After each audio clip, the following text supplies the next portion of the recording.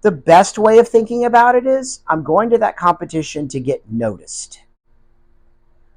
Because all it takes is one person on that jury to go, I really liked that person.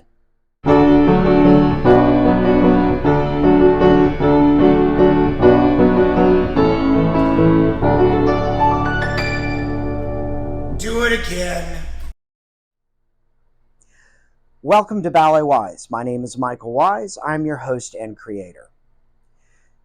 This program is to help you, whether you're the young dancer, whether you're the professional, or whether you're the student, or whether you're the parent of a dancer that has questions about what the ballet world has to offer, what companies are like, how to move forward in your dancing career, whether it is at an amateur level or whether it's at a professional level. Now, a little bit about myself. I have danced all over the world. I am the first American male ever to have been a principal dancer in a major Soviet company. I have danced in big companies, small companies, European companies, American companies. I've danced in good companies and bad companies. So over the years, I've had students and people that have known me that have been asking me to bring this information to you because they feel like I've helped them in so many different ways with just my experiences and my mentorship. So today we have a very interesting question, and I think it's a very valid question. Are you a competitor? Are you someone that competes? Because there are multitudes of different types of competitions out there. And are you the right person for that, or are you not the right person for that? What is it like? How do we train? What is the mindset before you go? And how do you change your perspectives of what your need is to compete? So we received a wonderful email from a young dancer. Her name is Linda. And Linda is basically going off to her first competition. Now, she's a contemporary dancer. She's not a ballet dancer, but this applies to all different. I personally have competed in the Moscow International Ballet Competition. I represented the United States at the Prix de Lausanne back in 1987. So remember, people, I'm old as dirt at this point. So understanding these things and these experiences, they transcend age. Yes, there are always going to be nuances. There might be some small changes and differences, but the basic information still holds. I found that my personality type, the way I danced, the way I approached things, made me a very good person for competitions. Now, are you the kind of person that is thinking of competing or would like to compete just to get the experience? And my answer to that is go experience it. But the way to experience that is maybe go to the competition and watch it. Because that takes away the fear of having to compete, but you get an experience of what those competitors might have to go through. So that's a very easy and simple answer. But for Linda, she has been to multiple competitions with her school. She wants to compete herself and will be competing for the first time this year. And what we want to be able to do is help her understand what is the process and how to get the best out of yourself. So when you go on that stage, you're really comparing yourself to all the others. You're really competing.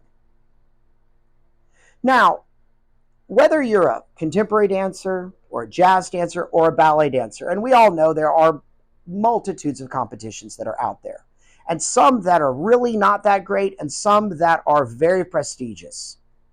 A lot of these companies will actually send representatives to competitions to view because they're looking for the future of what ballet or contemporary dance has to offer. But let's go back. Day one. How do you figure out what you're supposed to do? Well, normally, whether you're in a competition studio, they will probably have a prearranged routine that you will do, so you don't have to pay attention to those things. But if you're a ballet dancer, you may actually have to figure out, well, which variations am I going to do? Am I going to do a contemporary, or am I just going to do a classical variation? If you're a contemporary dancer, am I going to do a group routine, or am I going to do a solo? You might do a combination of all of those, but let's take these apart individually. If you're doing an ensemble piece, you will have a preset ensemble rehearsals, and you should be rehearsing that within to an inch of your life. And what I mean by that is you want to work in a routine in such a way where you know exactly what that other person's going to do before they do it. They know what you're going to do before you do it. You create almost like a machine. But then you allow yourselves to perform and bring out the passion that's within you. But you do that as a group. Now, if you are the kind of person that is going to be looking at competing just in a contemporary, you have two options. You have ensemble, or you have directly your contemporary variation in a solo. And quite often you're going to have to look at finding a choreographer to actually choreograph directly on you, because you're looking at these individual situations where they want to see how you represent that choreography. And be aware that they can be awfully expensive. They range from anywhere between a couple of $100 all the way up to a couple of $1,000. So you need to understand what you're doing and who you're doing it with. Now, if you're a classical competitor, you need to understand that you are going to have to figure out a grouping of classical variations before you define just the right exact one for you. And that's a process. Are you more of a soft lyricals type dancer? Are you a more aggressive dancer? Are you a mix of the two? Because there are classical variations for all of those sets. Sometimes if you're with the right person to train you, sometimes it's good for you to pick a variation that's harder than anything you've ever done. I've trained individuals for classical ballet competitions before, and quite often I have them make a list of 10 variations or 5 variations that they love, that they would love to be able to do someday. And I know, knowing me, I'm going to pick whatever the hardest one on that list is and say that's the one you're doing. But I want that dancer to have that interest in what they're going to do before we make the decision of what it should be. Now let's talk about you're going into the studio for the first time. You're going to start rehearsing. This is day 1 of rehearsal, getting ready for competition. How should you be thinking? What should be in your brain? You have a job to do. But remember this.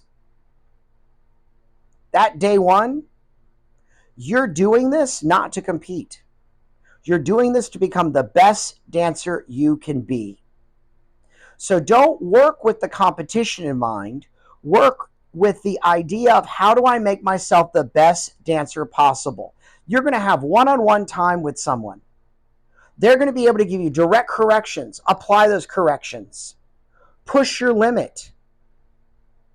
But on average, you should be looking at 3 to 4 months of rehearsal for you to get to that position of where you can trust what you have, put that on stage, and know that you're going to be able to do your best.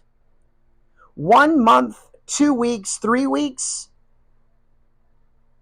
that's not how you prepare yourself. Now, if you're a professional dancer and you're going to go compete in an international ballet competition, and you've performed this ballet multitudes of times, you might pick something that you've already done before, and you might only spend 2-3 weeks working on it hard before you go and compete it. But that's something that's already in your blood. When you're a student, you normally don't have multitudes of variations or choreography that are in you. You haven't had those experiences yet. So keep that in mind, that your experience as a student is just step one in the competition world. The more you compete, the more experience you will get, the more you will start to understand the nuances. But remember, day one, when you're in that studio, you're there to begin the process to become the best dancer you can be. That's it. Don't overcomplicate it, because freaking out is the worst thing you can do. Yeah, you got a lot ahead of you, but if you break it into bite-sized pieces, you're going to get through it, and you're going to be able to really get the most out of this experience. And if you start panicking, you're not going to recognize what you're able to accomplish. You're not actually going to be able to really, really, really drain this experience for everything it has. Now, let's say you're halfway through your preparation. You've got 2 months before competition. Where should you be? You should know your variation backwards and forwards. Contemporary variation, you should be able to close your eyes and dance it. Ballet dancers need to know it from beginning to end and can close their eyes and do it. Ensemble pieces, you should know it. You could do it with your eyes closed. It literally has to be in you. Your muscle memory should be what drives the car when you do the variation, because that is going to allow your mind to be free for you to explore what does that movement represent, explore what that movement says to you.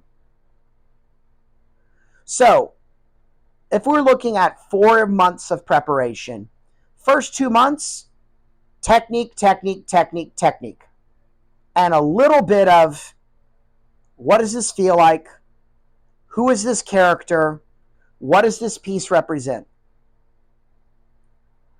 Then you end up in the 3rd month. All that work should already be paying off. Now it's clean, clean, clean. You don't need to worry about what comes next because you know it. But now you might be making minor modifications. You have that particular step that you've had a little bit of problem with, and sometimes that's when they'll make that change. Because you want to be able to know that technically and on a performance level, that it's there. That there's nothing that has to be done on that stage that you can't do. Now you're getting into the end of the 3rd month, and you have other things you need to be paying attention to. Do you have a costume? Does that costume represent what you are dancing? Now, these are some things that I feel that rarely are ever addressed. Is your costume appropriate? And what I mean by that is, there are costumes that are out there that are not, they show too much skin. They do not look good on small children. They may look appropriate on somebody that's 15 or 16 because they're doing a piece that it is appropriate for. But there are other individuals that it may not look appropriate on them because their age does not reflect the style that they're wearing. So know that your costume fits you well, and it should make you confident. It should make you feel the part.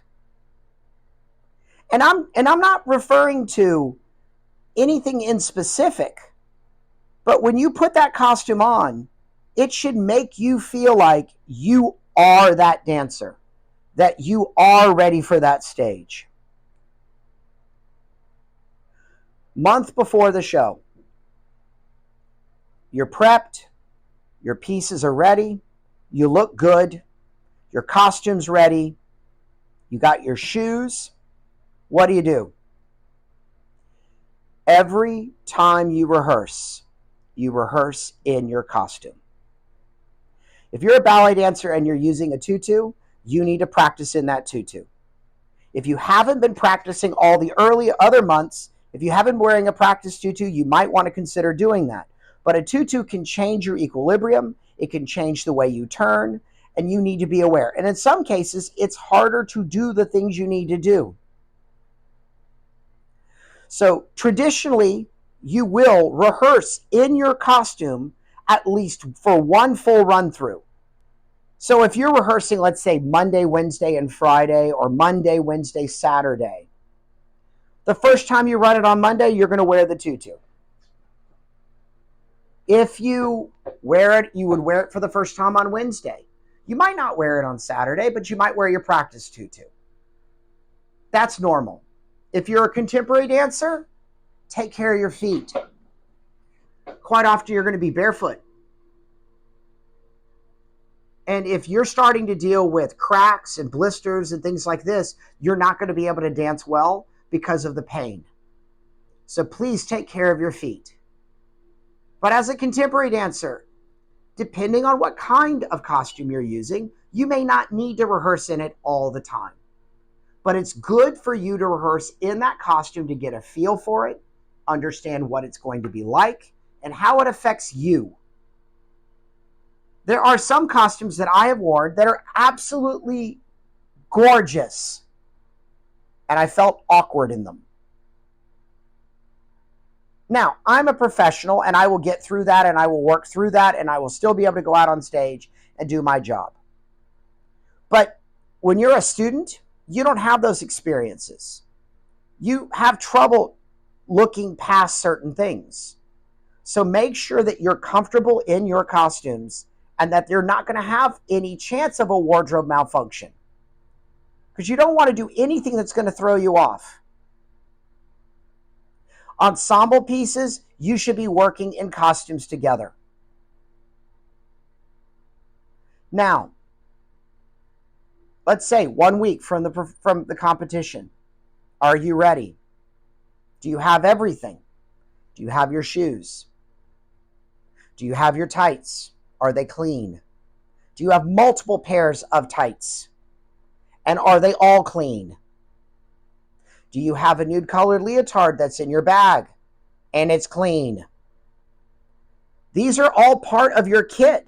These are all part of the things that you're going to need with you because you never know which one you need. I have seen girls open up a brand new pair of tights, put them on, and you get a run instantly. You can't go out on stage like that. So always have 2 pairs of very good tights in your bag at all times when you're going to competition. If you're a guy, make sure you have more than 1 dance belt. I've gone to an audition and did not have a dance belt. That's not good. You learn from those mistakes, but don't make that mistake when you're going to be traveling 2, 3, 4 hours to go do these competitions, in some cases across the country, or even all the way to Europe. Make sure that your shoes are in good condition. Ladies, if you're going to be on point, make sure you have all your shoes sewn and that you've worn them. Because you're going to know what shoe is best for what. You may be doing 2 classical variations, and you have 1 pair of shoes that's perfect for that variation, and you may need a separate pair of shoes for another variation. Guys, make sure you don't have holes in your shoes. Make sure they're the right color. Make sure you have those things. Whether you're the contemporary dancer, do you have everything you need?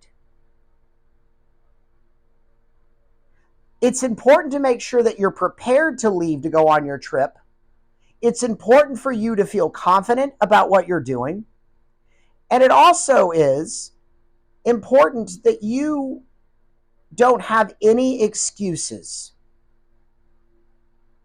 If your costume is what you want and it's ready to go, you don't have an excuse going, well, I didn't do well because I didn't feel comfortable.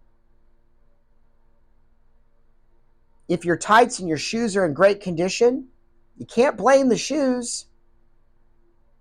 You want to put yourself always in a position where there are no more excuses.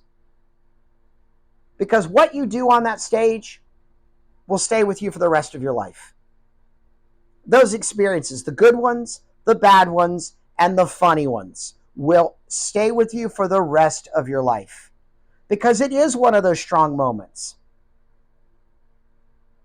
So always make sure you're prepared.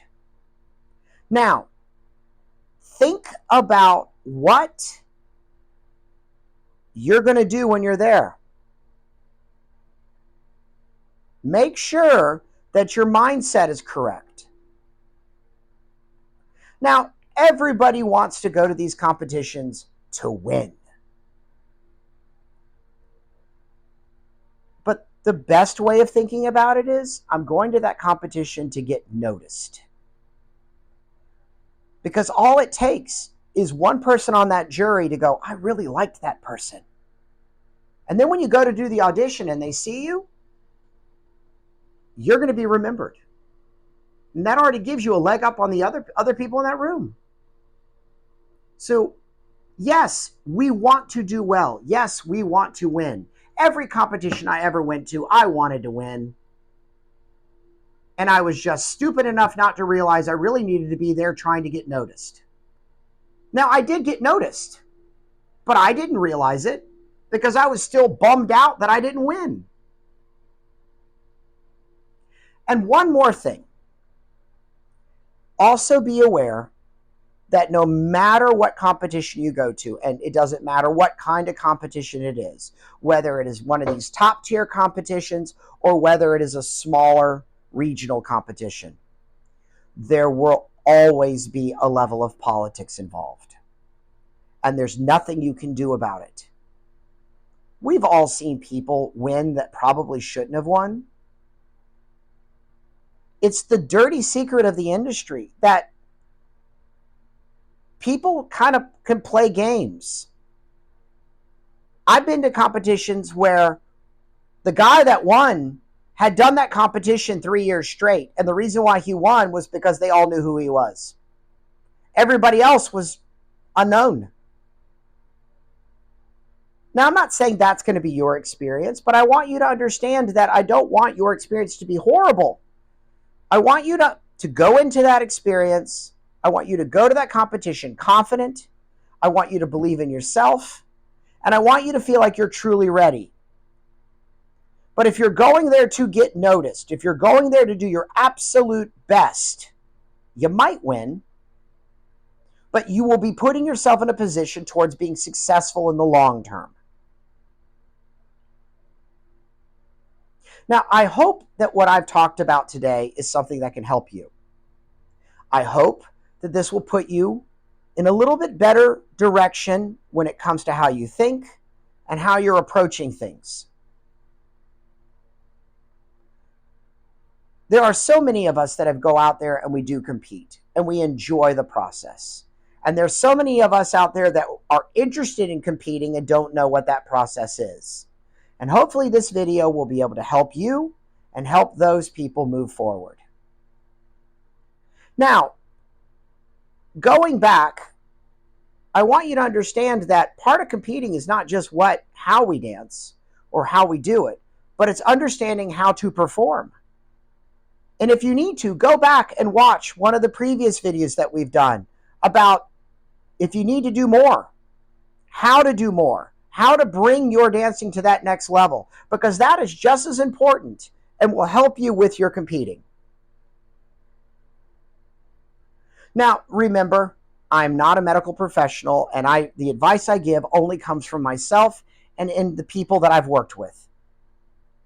But I want you to understand that I'm here to give you guidance to help you move forward in your dancing careers and answer your questions.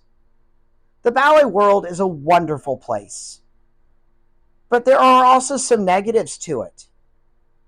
And there are things that we don't like to talk about. But we are talking about those things, and we want you to be aware of them. But remember, there are 999 reasons why you shouldn't dance, and only one reason why you should. What do you see? When I was 8 years old, the only thing I saw was the one reason why I should dance. Over my career, I saw all 999 reasons why I probably shouldn't be dancing. But I was in a position where I could ignore them. But that isn't necessarily something you may be able to do. So remember, you always have to have a good head on your shoulders, and you have to be an intelligent dancer. You can't just assume it's all going to work out the way you want it to. But I think we can talk more about that on another day. My name is Michael Wise. This has been BalletWise, and I hope that we've been able to help you move forward and reach that next level. And I hope to hear from you soon. Send me your questions. Give me your comments. If you like what we're doing, subscribe. Because the more people we can reach, the more we might be able to get people out there that are doing it for the right reasons. And will help make you a better dancer. So once again, I hope this has helped you. Share with your friends if you think it will help them. And I hope you'll be able to come back and watch the next one when it comes out. Once again, I hope you have a wonderful day.